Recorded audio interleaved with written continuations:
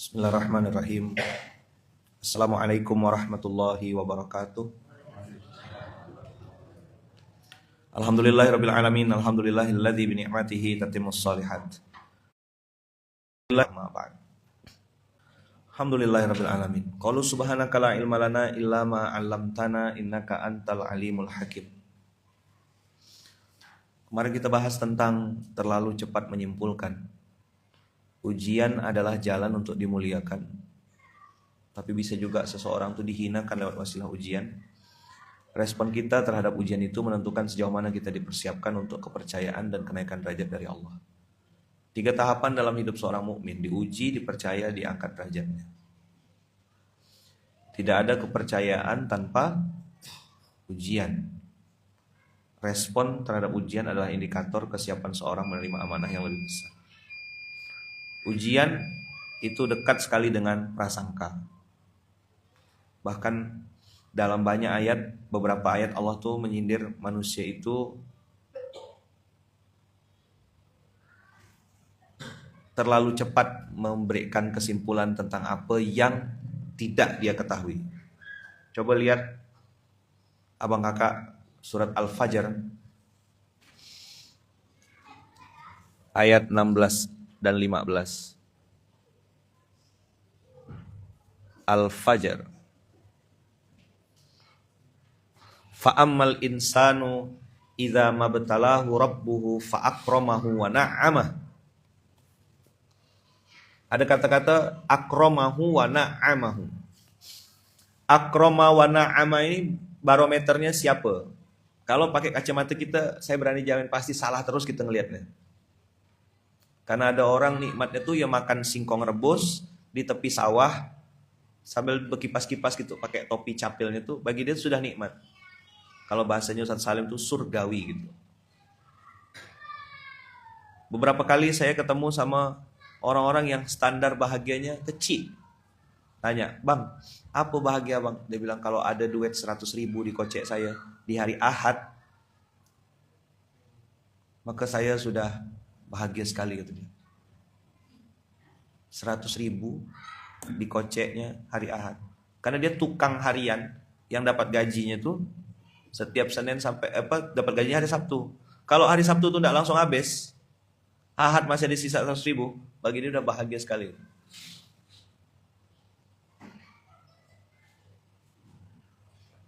Jadi, ini kemarin dapat ilmu bagus dari Tuan Guru. Abang kakak lihat lingkaran ini ya.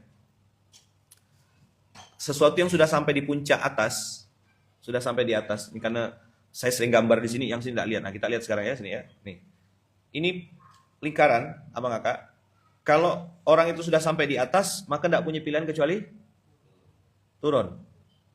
Ya kan? Nah, banyak orang merasa sudah di atas, padahal lingkaran yang dia naik masih lingkaran kecil. Jadi gini, aku nih juara. Di mana juaranya? Di Pontianak. Oh, ya maka saingan kau Parit Wagata, Parit Jusen, Parit Semben, pergi. Parit Demang. Semua parit-parit tuh saingan kau semuanya. Karena kau memang juara Pontianak, juara kampung. Keren. Ya standar Pontianak udah keren, bagus. Maka supaya ndak cepat sombong, besarkan lagi lingkarannya. Jadi ada orang yang sudah ngerasa puas dengan achievement segitu. Misalnya, ada orang bilang, "Oh hebat ya abang ya, bisa ngasih makan sekian gitu." Misalnya ada orang punya program. Terus si abang ini bilang begini, "Loh saya kok ngerasa kayak tidak ada apa-apanya ya? Karena ada orang yang jauh lebih hebat daripada saya, bisa ngasih makan sampai jutaan orang, ribuan orang. Pakai duit dia sendiri." Nah, ketika circle atau lingkarannya itu diperbesar, abang kakak, kita tidak bisa naik-naik ke atas, tidak akan sampai ke atas. Saya tidak tahu. Ada namanya elevate, elevasi. Atau kalau bahasa dulu Pak Yai Syukri itu gali potensi sampai kepada kemampuan puncak.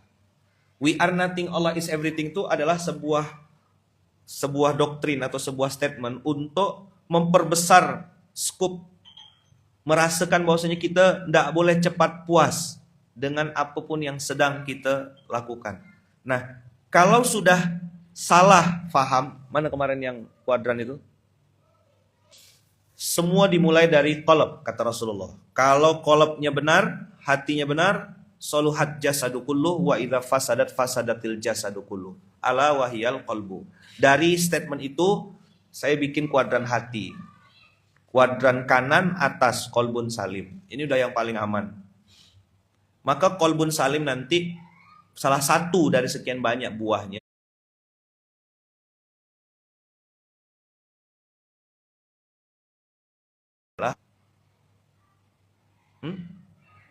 Siapa yang bisa tahu qalbun ini salim atau enggak?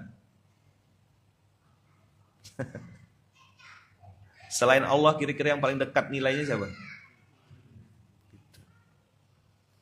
Mudah ke? Enggak mudah. Nih contoh ya, saya tadi pagi dapat tulisan bagus. Saya bacakan.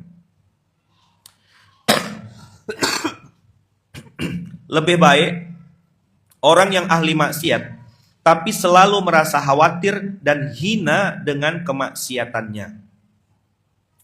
Dengarkan baik-baik kalimatnya. Lebih baik orang yang ahli maksiat, tapi selalu merasa khawatir dan hina dengan kemaksiatannya, daripada orang yang ahli taat, tapi selalu merasa sombong dengan ketaatannya. Sampai sini paham gak? Bingung?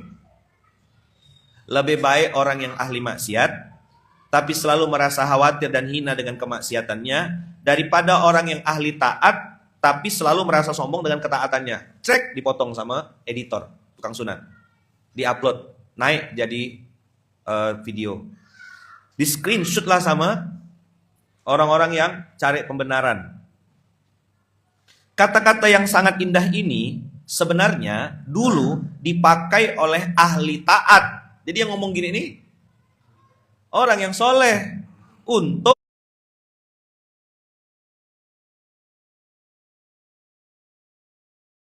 tempat sasaran. Paham gak maksudnya ini? Dia nih jago maksiat, mabuk, nyekek botol, berjudi, zina dan segala macam. Terus dia bilang apa? Lebih baik aku maksiat, tapi aku daripada kau ke masjid terus, hati kau busuk. Paham maksudnya? Nggak paham, nggak apa-apa kok. Memang nanti biar Bang Isbul aja yang jelaskan nanti. Ini gila hari ini dunia persilatan nih, terbalik-balik. Ini kalimat yang lebih parah jika kata-kata ini dipakai oleh ahli maksiat untuk membenarkan kemaksiatannya. Jadi ketika dia berbuat maksiat agar tidak disalahkan, dia mencari pembelaan dengan cara menunjuk orang lain. Kita yang ahli maksiat bukannya merasa hina, malah mulai menyalahkan orang taat yang sombong dan merendahkan mereka. Gak cukup hanya dengan berbuat maksiat, malah menuduh hati mereka sombong.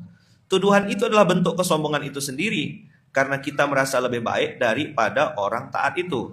Seolah-olah kita mengatakan, sayalah ahli maksiat yang merasa khawatir dan hina atas kemaksiatan saya, dan dialah yang sombong dengan ketaatannya.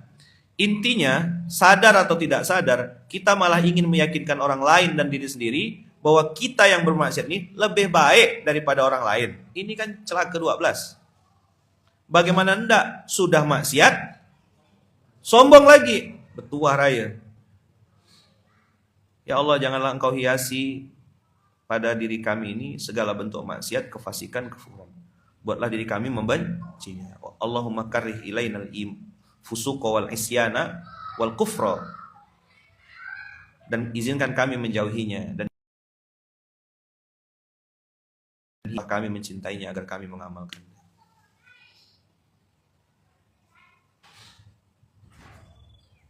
Ini fahmun salim. Jadi ada orang beramal soleh, taat sekali luar biasa, tapi ya tawaduknya juga luar biasa. Itu berarti dia fahmunnya dengan kolbunnya sinkron.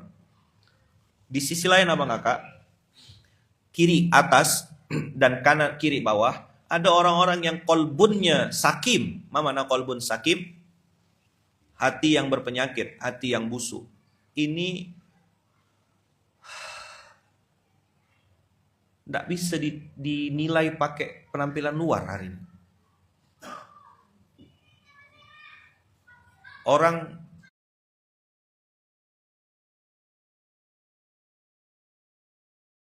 begitu ada ketemu orang yang belum misalnya nutup aurat atau belum soleh banget, dia mengatakan, ya enggak apa-apa kak, semoga kakak dibimbing Allah. Sangat lembut lisannya bertutur kata sama orang, karena ada kebertahapan dalam dakwah, kebertahapan dalam dia mungkin mengenal Allah.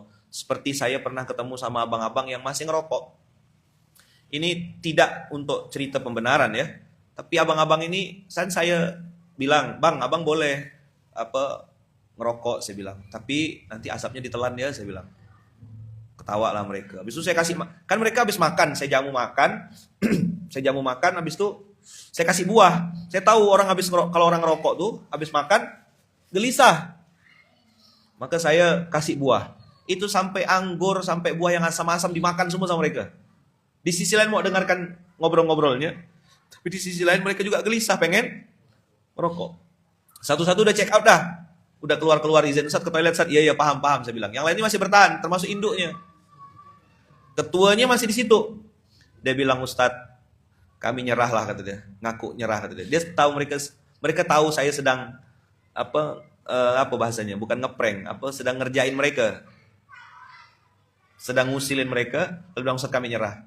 Tapi Ustaz kata, untuk informasi aja, kami sudah ninggalkan 2 asap. Tinggal 1 asap ini yang belum bisa kami tinggalkan. Belum Ustaz, bukan tidak bisa. Belum bisa. Doakan Ustaz, semoga kami bisa segera meninggalkannya. Nah itu saya bikin sadar. Mereka bilang, kami sudah ninggalkan 2 asap. Saya tanya, asap apa bang? Saya bilang, pertama asap sabu, yang kedua asap ganja. Itu dulu barang biasa Ustaz bagi kami. Tapi hari ini dua-duanya sudah kami tinggalkan. Tinggal asap tembakau inilah yang belum kami bisa tinggalkan.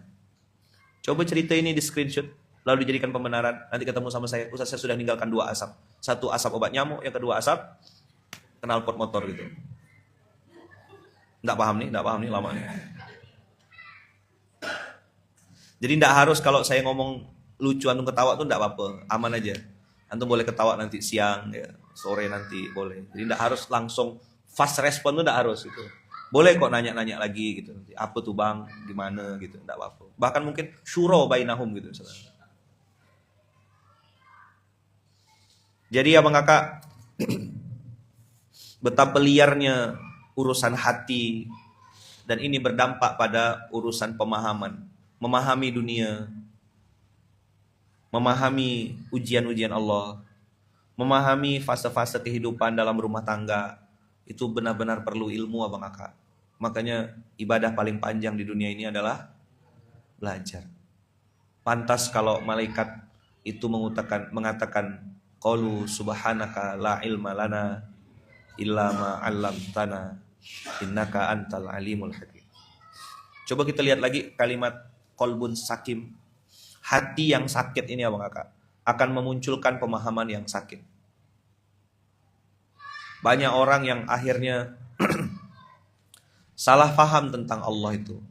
Sebagaimana dia mengatakan kalau Allah memberikan nikmat, memuliakan saya dan kasih saya kenikmatan, maka Allah sudah memuliakan saya.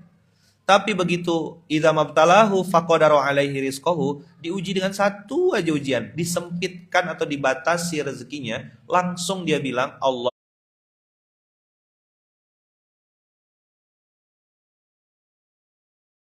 bisnisnya, teman-temannya meninggalkan dia semua. Dia bilang waktu itu, waktu saya hancur Ustadz, tidak ada satu orang pun yang mau nemuin saya.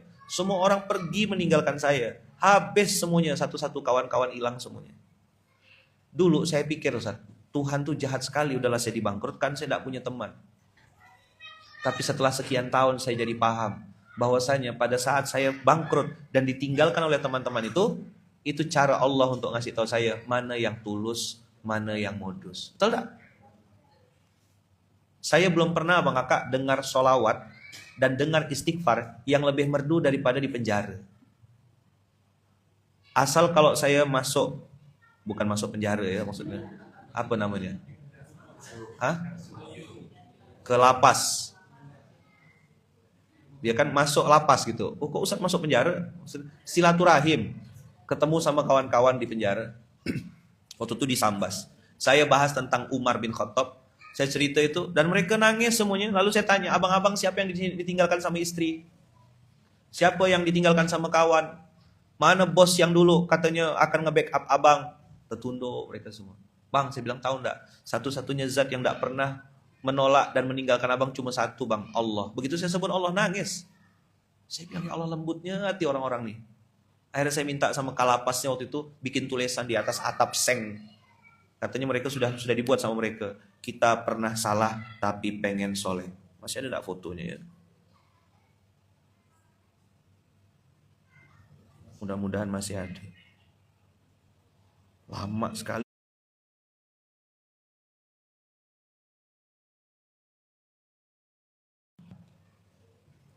Tapi pengen soleh.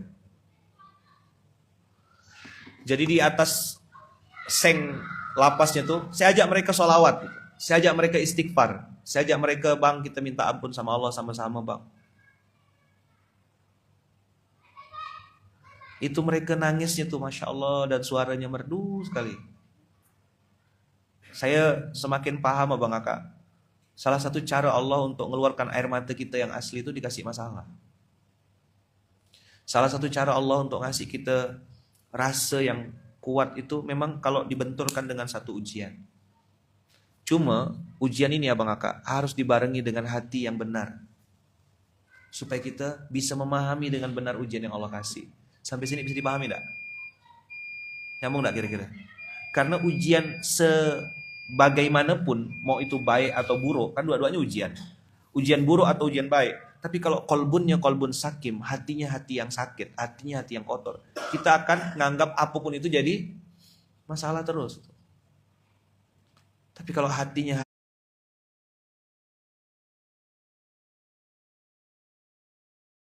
dari saya. Nah, maka Abang Kakak,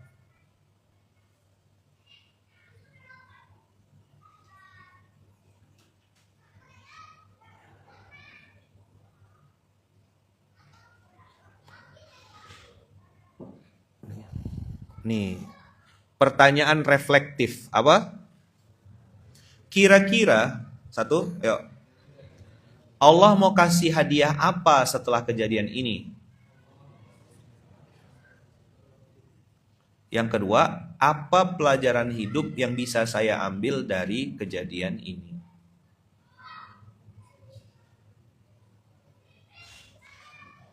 Lihat ya, fahmun salim.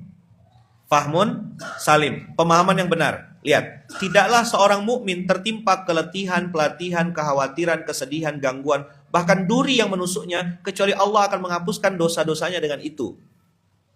Fahmun salim, fahmun salim. Dia akan pakai hadis ini untuk membesarkan hati orang yang mungkin sedang sakit, sedang tertusuk. Bang, insya Allah bang, pasti ada hikmah untuk kejadian ini. Insya Allah abang diampunkan dosanya oleh Allah. Ketika kawannya sedang jatuh, sedang babak belur, dia bawa hadis ini untuk membesarkan hati dan ngasih tahu bahwasanya, hai saudaraku, Allah lagi menggugurkan dosa-dosamu lewat ujianmu. Fahmun salim. Hadis ini dibaca sama dia, dijadikan pembenaran. Lalu dia bilang apa? Dia bilang apa? Wah, berarti saya bangkrut, saya kena tipu, saya sedang babak belur, bisnis saya hancur, ini Allah sedang gugurkan dosa saya. Bukannya dia koreksi diri, bukannya dia muhasabah, bukannya dia introspeksi, malah drama. Paham gak maksudnya? Nyambung gak sih nih kira-kira kawan-kawan nih? Kok mukanya kayak hampa gitu? Saya tahu di tanggal 20 nih. 21. Nyambung gak kira-kira? Jadi kalau untuk diri sendiri, coba pakai pisau yang tajam gitu. Untuk menilai dirimu. Dan jangan peduli juga sama penilaian orang. Sampai bila kita bisa bertahan hidup dengan penilaian orang lain? Capek sekali. Saya pernah di fase-fase itu, Abang Kakak. Ya Allah, badan kurus, letih, capek. Karena tadi tuh, pakai kacamata orang. Kira-kira orang anggap aku apa ya? Kira-kira orang anggap aku gimana ya? Oh, kayaknya aku kalau kayak gini, ini keren lah nih bakal ini. Gila. Apalagi abang masuk ke suatu platform media sosial, dan abang harus ngikut algoritmanya ya. Tanpa berpikir mana hak, mana batil, abang ikut aja pokoknya. Maka wajar kalau hari ini pendekar bikin fatwa. Ya, dia tahu algoritmanya. Dia tahu apa itu engagement, dia tahu apa itu hate speech. Karena ini mesin yang ngatur algoritma, ini mesin bukan manusia. Tidak peduli benar salah, traffic, kolom komentar yang mencaci maki dia, itu adalah engagement untuk naikkan algoritmanya. Bagi sosial media, bagi penyedia platform, ini bagus. Karena orang akan banyak ngeklik. Kan dalam dunia platform digital, semakin banyak interaksi di dalam sebuah platform, maka makin banyak cuannya. Satu kali klik, satu kali tombol like, itu ada nilai duitnya bagi si penyedia platform. Kawan-kawan yang tidak paham, tidak ngerti, ya akan nggak biasa. Coba tanya sama orang IT. Ada tidak artinya satu kali klik itu? Bernilai. Makin besar platformnya, dolar-dolar valuasinya. Kita kan tidak ngerti, ayo tap-tap layar kak, tap-tap layar. Itu nge-tap layar berapa dah duitnya tuh? Dari sudut pandang si penyedia, kepada orang yang bisa mendatangkan traffic sebanyak-banyaknya. Mereka kan juga lagi saingan antara X dengan Facebook, dengan Instagram. Walaupun satu owner, platformnya beda-beda. Mereka akan ngambil market sebanyak-banyaknya. Dengan TikTok, mereka lagi fight. Makanya Friendster sudah meninggal, innalillahi. Pet udah meninggal. Abang kakak ngerti enggak sih kayak gini-gini nih? Kita berantem gitu. Kata si penyedia sosmed, terus. Kita ributlah di akun aku. Udah amal soleh hancur, berdebat gak pakai ilmu, ya kan? Amal soleh berkurang, di mana untungnya? Maka ini yang tadi saya bilang fahmun sakim nih, sakit emang. Pemahaman yang salah itu, ya kan? Pemahaman yang salah itu nanti berdampak sama hati. Hati yang sakit berdampak pada pemahaman. Dia kayak saling terhubung gitu. Nah, mudah-mudahan abang kakak bisa paham materi saya pada pagi hari ini. Bisa dipahami enggak kira-kira? Nah, nanti Bang Hizbul mau jelaskan gimana, enggak tahu saya. Pokoknya abang kakak bingung, jawab ya, saya pun sama gitu aja dah.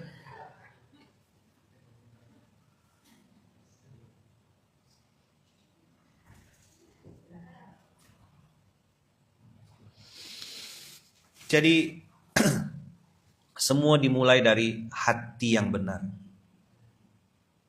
Kalau saya sering ngobrol dan nanya sama Tuan Guru saya bilang, macam mana cara kita ngecek hati kita ini benar?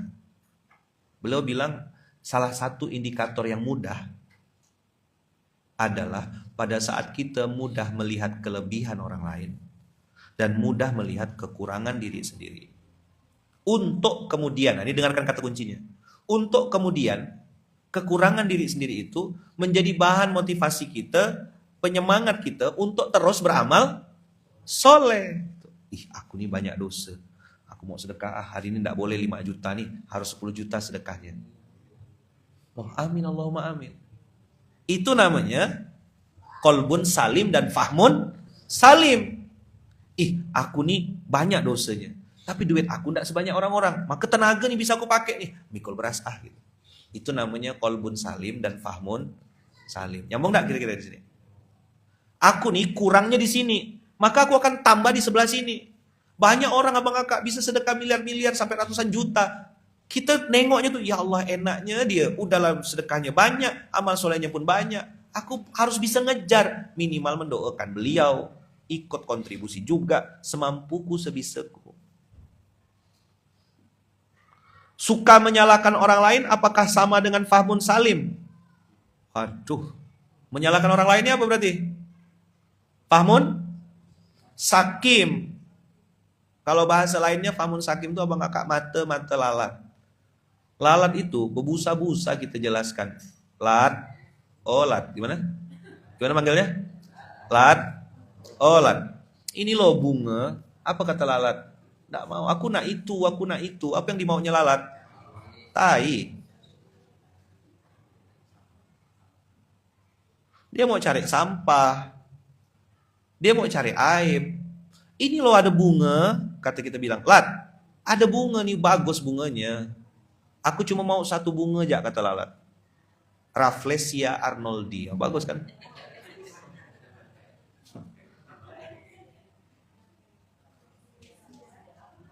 Namanya bagus loh, Rafflesia arnoldi. Ternyata bunga bangkai. Jadi waktu kita punya kolbun salim, kita duduk di atas sejadah kecil, rasanya ya Allah, sholat saya nih dulu-dulu sering tinggal. Ya Allah, dulu saya durhaka sama mama saya, durhaka sama orang tua saya. Ya Allah, saya dulu belum nutup aurat dengan sempurna. Kita hina rasanya, menghinakan diri di hadapan Allah. Habis itu kita bilang, ya Allah, kasih saya jalan ya Allah, supaya saya bisa memperbaiki diri saya lagi. Saya tipe yang baperan ya Allah. Kalau orang lain yang ngomong saya sakit hati. Mendingan ide itu datang dari Engkau ya Allah. Apa yang harus saya lakukan supaya saya bisa mengkoreksi diri saya? Apalagi orang kalau udah di atas 40. Orang kalau udah di atas 40. Pokoknya kalau udah 40 ke atas, pelan-pelan. Pelan-pelan. Asli. Pelan ngomong. Karena kalau yang sudah terbentuk itu adalah apa? Yang baik. Usia manusia 0 sampai umur 6 tahun. Mendengar, memperhatikan, bayi. Ngomong ya mamanya tuh, apa ya diomongkan?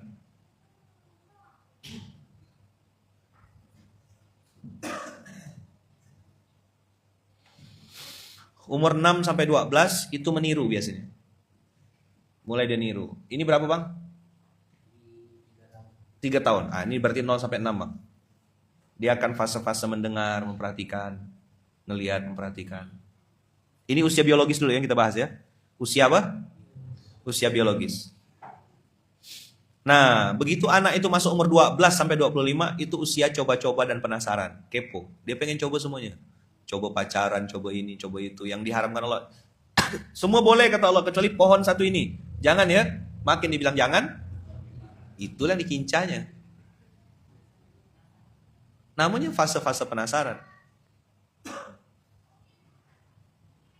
Nah, umur 25-40 nih, dua simpang pemantapan. Ada yang makin mantap kesolehannya, ada yang makin mantap keras kepala betukuknya.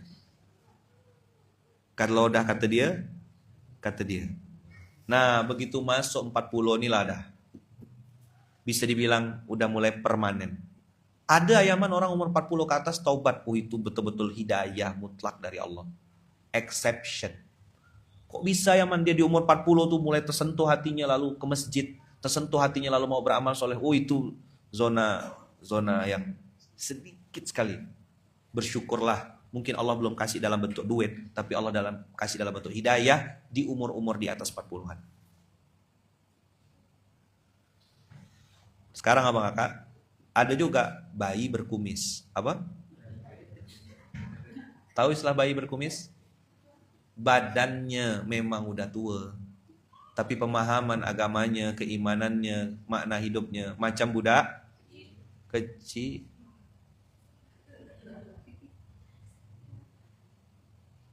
Tak usah bicara rukun iman, rukun Islam tak selesai. Apa tuh zakat, apa tuh infak, apa orientasi hidup, kemana kita nih, ngapa kita hidup. Kejar akhirat jangan lupa dunia, atau kejar dunia jangan lupa akhirat. Terbalik-balik itu tak ngerti dia. Tanyalah kau urusan dunia sama dia, hatam. Tanya kau urusan-urusan sosial media, ke urusan-urusan. Pokoknya dunia, yang urusan sama dunia tuh hatam. Tanya urusan akhirat, sedikit pun dia tak ngerti. Jadi secara fisik memang 40 usia biologisnya. Tapi usia keimanannya macam budak kecil 0 sampai 6. Makanya kalau ngomong sama budak kecil kan pakai reward terus. Itu yang saya bilang kemarin tangga itu. Agak berat ya materi hari ini ya. Saya tidak tahu. Saya tahu muka antum tuh muka-muka tak nyambung. Tidak apa-apa lah. Pura-pura nyambung aja lah pokoknya. Mana tangga itu dia yang saya pernah bikin gitu. Tangga orang beramal soleh itu loh. Di resume apa di ini Ada yang level 1, ada yang level 2, ada yang level 3.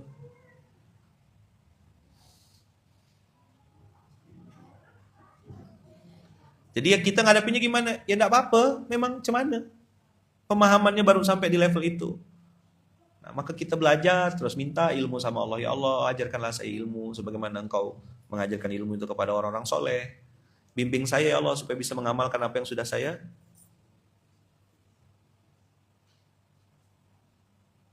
paham ilmunya. Maka kadang-kadang kalau kita ketemu sama orang, scan dulu. Ini anak-anak 0 sampai 6 atau 40 nih. Iya kan? Kan harus scan dulu supaya bisa ngasih dosis omongannya. Rasulullah pernah membiarkan seorang yang kencing di dalam masjid. Lalu Rasulullah bilang apa? Nggak apa-apa. Baru kenal Islam. Tapi begitu Rasulullah balik badan, apa Rasulullah bilang sama sahabat yang nggak sholat ke masjid? Hah? Layan tahiyanna. Bilang sama dia, itu terakhir dia tak ke masjid. Kalau nanti masih tak ke masjid lagi, ku bakar rumahnya. Ayo, siapa yang berani bilang Rasulullah tuh radikal? Atau Rasulullah tuh ekstremis gitu? Berani bilang? Kan ada orang-orang yang fahamunnya sakim, pemahamannya sakit. Dia bilang Rasulullah tuh rohim, lemah lembut. Terus perang pakai pelepah pisang gitu. Itu yang kau mau? Nabi Muhammad tuh perangnya pakai pelepah pisang. Oh Ustadz ini kok galak banget, sadis banget, ngomongnya kok kasar, tidak mencerminkan akhlak Rasulullah. Iyalah si paling Rasulullah. Ada tempatnya Bang Aka. Ada dosisnya. Betul nggak? Sama kawan-kawan di internal, dengan izin Allah fasilitas sudah disiapkan. Ya kan? Ada rezekinya. Nggak perform, ya mohon maaf, kau ganti pemain dong. Macam kita main futsal kan? Udah lari-lari sana sini, tak ada kena bagi bolanya kan? Kan mana tak belawan. Udah jauh-jauh lagi datang dari Bandung. Oh, tak dapat bola. Betul kuat itu. Aiman tahu dari mana? Ada CCTV-nya. Katanya gitu. Semua ada tempatnya Bang Aka. Ada dosisnya masing-masing. Jangan sampai salah nempatkan. Nanti itu jadi fahmun sakim tadi. Pemahaman yang salah tadi itu, ini sakit. Luar biasa sakitnya. Kita akan terus dihantui oleh pemahaman yang salah. Kita ngelihat Allah, kita bilang Allah jahat. Ketika Allah kasih rezeki, kita bilang Allah tuh baik. Jadi Allah tuh fluktuatif gitu, naik turun. Nyambung gak kira-kira nih? Nggak nyambung? Nggak apa-apa. Saya sih terus terang ya Bang Aka ya, sebagai orang yang mungkin ini, saya lihat Abang Aka tuh mukanya bingung gitu, ngelihat materi hari ini. Nggak apa-apa kok, nanti 2 tahun lagi baru paham, 3 tahun akan datang. Jadi apa yang pengen Ayaman sampaikan? Takaran itu Abang Aka, letakkan betul-betul pada tempatnya. Sebelum memutuskan, tanya sama Allah, minta fatwa. Kalau Rasulullah bilang istafti qalbak. Sebelum kita nyimpulkan sesuatu nih, ini kayaknya A gitu. Betul-betul cross check dulu. Ambil data, identify betul-betul. Sebelum kita nyimpulkan, apalagi nyimpan ke dalam file kita, cek gitu. Dan Abang Aka tidak sedikit fakta kebenaran tuh yang pahit dan sakit. Saya ulang ya, tidak sedikit fakta kebenaran tuh yang pahit dan sakit. Mana HP ente? Kok enggak dipakai? Lagi mindahkan data Kiai. Pakai apa mindahkannya? Sebiji-sebiji. Oh. Saya tadinya mau marah. Udah 2025 dan udah modern, kau masih pakai mindahkan sebiji-sebiji. Tahu enggak ada aplikasi untuk mindahkan? Oh, enggak tahu Kiai. Ini nama aplikasinya. Saya yang harus ngerem. Bagi saya, mengetahui aplikasi untuk mindahkan data HP itu hal yang biasa, bukan maklumat keren gitu. Tapi bagi beliau Al-Mukarram ini, enggak ada barang itu tuh. Jadi tetap harus dipindahkan sebiji-sebiji. Satu, salin, tempel. Salin, tempel. Ya kan? Salin, tempel. Ya 2 tahun enggak selesai pindah datanya. Oh rupanya baru tahu ada aplikasi, masukkan Google-nya, masukkan emailnya, ya kan? Download aplikasinya di HP 1, ini sebagai pengirim, ini sebagai penerima, didiamkan, dekatkan, track pindah datanya. Bahkan kalau di beberapa merek kayak misalnya iPhone itu bisa pindah plug ketiplek kayak pindah HP. Ya kan? Sampai wallpaper-wallpapernya ke copy semua, sampai susunan semuanya pindah. Bisa kebayang kalau handphonenya 1 tera, mindahkannya pakai salin tempel. Itu udah 2 kali ganti presiden, dia masih salin tempel. Lagi ngapa bang? Lagi salin tempel kiai. Nah, dia ketawa berarti dia mulai paham. Dia tahu gak dia lagi ceritakan siapa tuh? Abang kakak, berapa banyak kebenaran itu bentuknya pahit. Tapi saya pun akhirnya ngukur-ngukur kalau mau ngomong sekarang nih. Hati-hati gitu. Nih kira-kira kalau aku gas nih nyambung atau patah. Dulu di forum besar, saya tuh pengennya rasanya sikat miring aja bawaannya. Tapi sekarang saya, tak bisa, ini bukan SMK, ini forum orang lain. Kayak kemarin waktu saya di Malang. Antum dengarkan materi saya di Malang. 10 menit sampai 15 menit saja. Dan saya bilang sama Ustaz Salim sama Habib Muhammad, kami jangan banyak-banyak, dosis kami segini. Karena kami ruangnya mainnya di forum kecil. Ustaz Salim biasanya di private kelas. Ya kan? Karena materinya materi sirah, sejarah, dia tidak bisa disampaikan. Nah, Ustaz Abdul Somad memang spesialis di forum besar. Maka saya tahu diri, ngukur, bilang sama Habib Muhammad bin Bib, kami 5 menit cukup, 10 menit cukup. Karena artisnya yang lebih panjang. Memang spesialis dosis tablik. Tapi kalau udah turun, materi kita beda lagi diskusinya. Nah, kalau mau nanti tahu yang lebih dalam, dengarkan podcast. Insya Allah kami berempat ada bikin, insya Allah tidak lama lagi nanti. Itu beda dosisnya, cara ngomongnya, diskusinya. Maka abang kakak, setiap tempat ada ucapannya, setiap ucapan ada tempatnya. Setiap orang ada masanya, setiap masa ada orangnya. Nah, fahmun salim, pemahaman yang benar ini, membuat kita bisa bicara dengan tepat, di tempat yang tepat, dengan cara yang tepat. Nyambung gak nih kira-kira?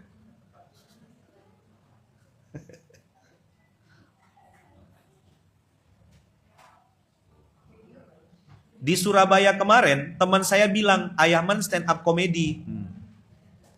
Karena memang dosisnya di Masjid Al-Akbar Surabaya, orangnya luas, ya saya ngelucu ya.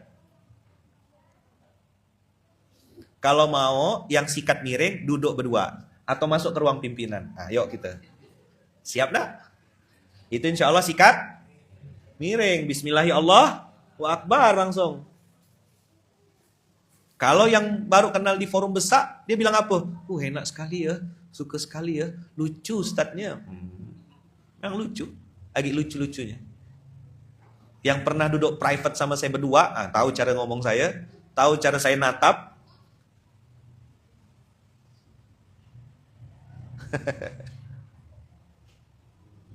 Yuk, setiap tempat ada ucapannya. Setiap ucapan ada tempatnya. Setiap orang ada masanya. Setiap masa ada orangnya. Itulah kecerdasan dalam berpikir, kecerdasan dalam bertindak, kecerdasan dalam memahami, dalam melihat. Itu semua ilmu datang dari Allah. Ada juga orang yang pengen nyuci bersih, nanti tak umbah. Saya mau cuci kiai, kata dia. Datanglah dari sebuah kota, lalu bilang, bro, lu mau ngapain? Mau nyuci kiai, kata dia. Begitu sampai di sini, terjadilah apa yang terjadi. Siapa nyuci siapa? Nah, kita nantikan di episode selanjutnya. Oke, abang kakak, itu dulu. Nggak tahu saya nanti Bang Hizbul mau melanjutkan dengan kalimat apa. Semangat Bang Hizbul. Yang jelas abang kakak, tadi saya pahamkan sedikitlah kata kunci mudahnya gitu ya.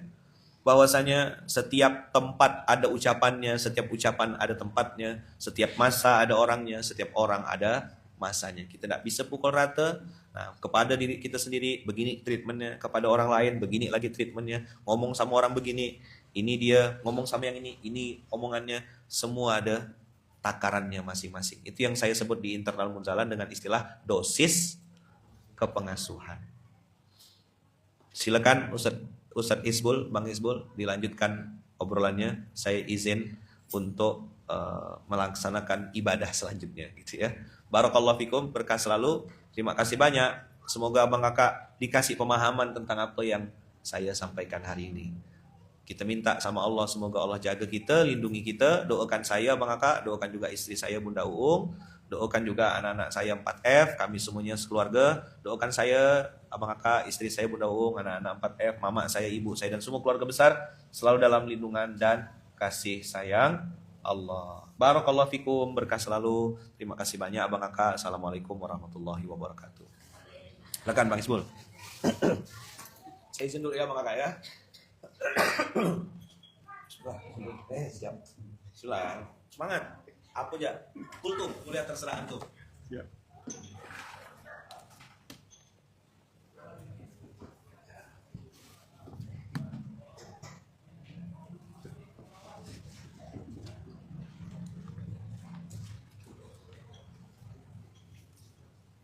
A'udzubillahi minasyaitonirrajim. Bismillahirrahmanirrahim. Assalamualaikum warahmatullahi wabarakatuh. Alhamdulillahirabbil alamin wassalatu wassalamu ala asyrofil anbiya'i wal mursalin sayyidina wa maulana Muhammadin wa ala alihi washabihi ajma'in. Rabbi shrah li sadri wa yassir li amri wahlul 'uqdatam min lisani yafqahu qawli. Subhanaka la ilma lana illa ma 'allamtana innaka antal alimul hakim. Rabbana anzilna munzalan mubarakan wa anta khairul munzilin wa la haula wa la quwwata illa billahil aliyyil azim. Yang saya muliakan, saya hormati para asatiz dan para jemaah yang offline maupun online. Izin meneruskan apa yang disampaikan oleh Ayahman. Seperti yang Ayahman sampaikan tadi, bahwa materi hari ini beliau bilang berat ya. Saya tidak tahu juga harus menyambungnya dari mana. Mungkin yang bisa ya, yang saya tangkap, bagaimana memposisikan ucapan ya, dalil yang tepat itu harus digunakan pada tempat yang semestinya atau pada tempatnya. Maka kalau kita tahu tujuan penciptaan kita, maka kita tidak akan apa ya bahasanya? Kita punya tujuan, ya? Punya goals. Apa ketika untuk apa maksud kita diciptakan? Maka paling tidak, supaya kita tidak bingung, maka paling tidak petunjuk dari Al-Quran itu ada 3 tujuan hidup atau 3 tujuan dari penciptaan manusia. Yaitu pertama, kurang lebih kita buka surah Al-Baqarah ayat 30. Ayah bunda, abang kakak mungkin. Al-Baqarah ayat 30.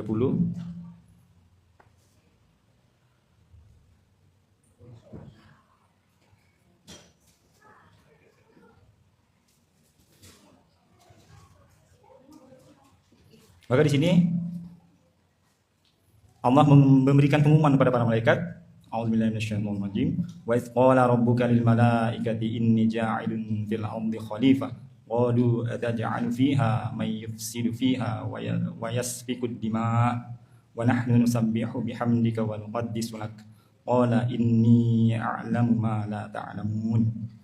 Maka di ayat ini Allah sebutkan tujuan penciptaan manusia yang pertama, yaitu menjadi khalifah, menjadi pemimpin, wakilnya Allah di muka bumi. Ini tujuan hidup kita. Jadi kalau kita tahu tujuan hidup, maka dalam hidup ini kita tahu kita apa sih yang mesti kita lakukan. Jadi tugasnya pertama menjadi khalifah. Kemudian apa tugas manusia yang kedua? Tugas manusia yang kedua, tujuan manusia diciptakan ini adalah untuk beribadah. Jadi dalilnya itu di surah Az-Zariyat surah 51. Ya bunda bang kakak, buka di surat Az-Zariyat surah ke-51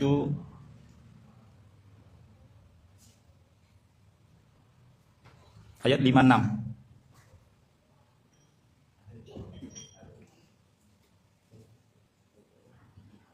A'udzubillahi minasyaitonir rajim. Wa ma khalaqtul jinna wal insa illa liya'budun. Jadi tujuan penciptaan manusia selanjutnya adalah agar beribadah kepada Allah Subhanahu wa taala. Jadi yang pertama adalah menjadi khalifah, yang kedua beribadah kepada Allah Subhanahu wa taala. Kalau kita tahu tujuan hidup kita, maka kita menjalani hidup kita ini dengan arah yang benar, ya, sesuai dengan apa yang dikehendaki Allah Subhanahu wa taala. Kemudian apa selanjutnya? Tujuan dihidupkannya atau diciptakannya manusia ini adalah kalau kita lihat di surah Al-Anbiya surah 21 ayat 107. Ayat 21 surah 21 ayat 27.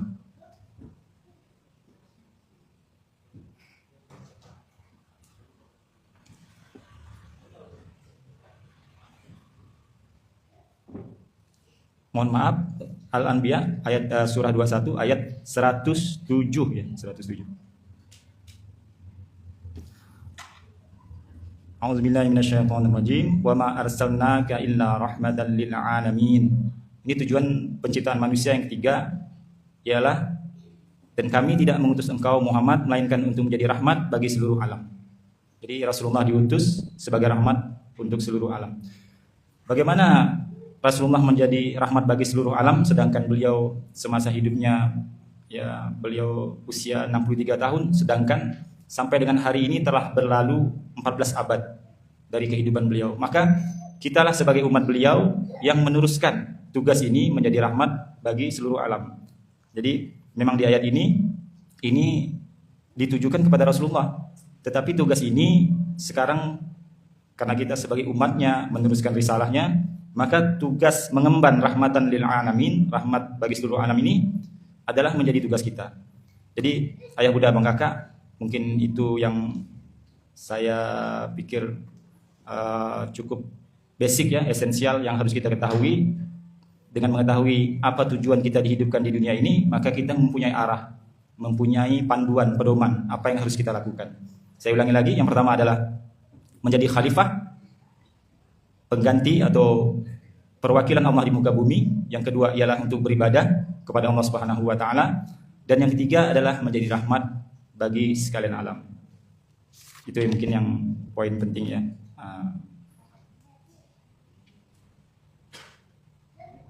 Ayah bunda bang kakak yang dimuliakan Allah Subhanahu wa taala, bagaimana kita bisa mendapatkan atau menjalani ketiga hal itu? Maka itu tidak lain ada beberapa sifat yang harus kita miliki seperti yang Ayah Man sampaikan tadi. Bagaimana kita harus mempunyai sabar ya, sabar. Maka sabar itu terdapat dalam 3 bagian. Sabar itu ada 3 bagian atau dalam 3 tempat. Pertama itu sabar dalam meninggalkan berbagai hal yang diharamkan dan perbuatan dosa. Jadi sabar dalam meninggalkan maksiat. Itu tempat sabar yang pertama.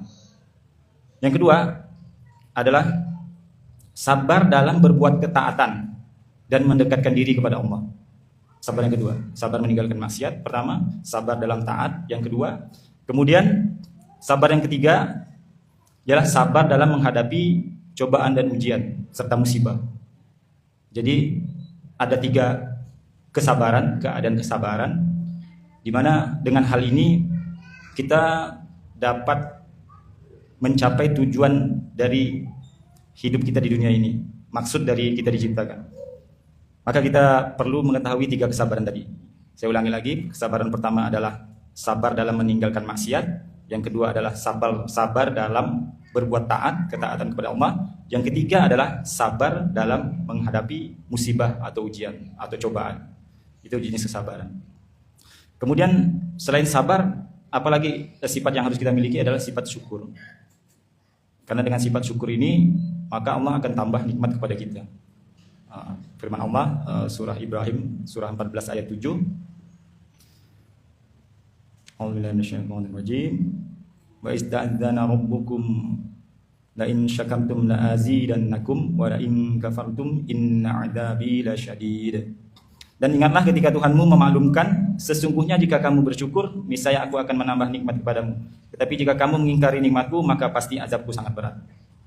Maka Ayah Man sering juga sampaikan ayat ini. Jadi syukur itu hasilnya adalah bertambahnya nikmat, tetapi ingkar, maka yang didapat itu adalah azab. Bukan berkurangnya nikmat ya, tapi mendapatkan azab. Maka kita harus bersyukur kepada Allah supaya Allah tambah nikmatnya kepada kita. Kemudian bagaimana kita bisa bersabar dan bersyukur ini, maka kita harus memahami ilmunya. Yaitu. Seorang memahami ilmunya, kemudian belajar, ya, maka mengetahui bahwa segala sesuatu itu ujian baik keburukan atau kebaikan, maka selalu mendatangkan kebaikan sebenarnya bagi seorang muslimnya, seorang yang beriman. Jadi dalam suatu hadis Rasulullah bersabda bahwa sungguh menakjubkan keadaan seorang mukmin, seluruh urusannya baik. Ini tidaklah didapati kecuali pada seorang mukmin. Jika mendapatkan kesenangan maka ia bersyukur, itu baik baginya. Jika mendapatkan kesusahan maka ia bersabar, itu pun baik baginya. Jadi apapun keadaannya, kalau seorang mukmin itu mendapati ujian keburukan maka bersabar, mendapati ujian kebaikan maka bersyukur. Maka kedua-duanya itu baik, ya. Jadi mungkin itu ayah bunda abang kakak yang bisa saya sampaikan. Mudah-mudahan ada manfaatnya, terutama untuk diri saya sendiri. Saya mohon maaf apabila terdapat banyak kekurangan. Saya masih belajar, ya. Saya masih belajar. Kemudian kita tutup pertemuan kita pada hari ini dengan sama-sama membaca hamdalah, alhamdulillahirabbil alamin, dan doa kafaratul majelis. Subhanakallahumma wa bihamdika asyhadu an la ilaha illa anta astaghfiruka wa atubu ilaik. Assalamualaikum warahmatullahi wabarakatuh.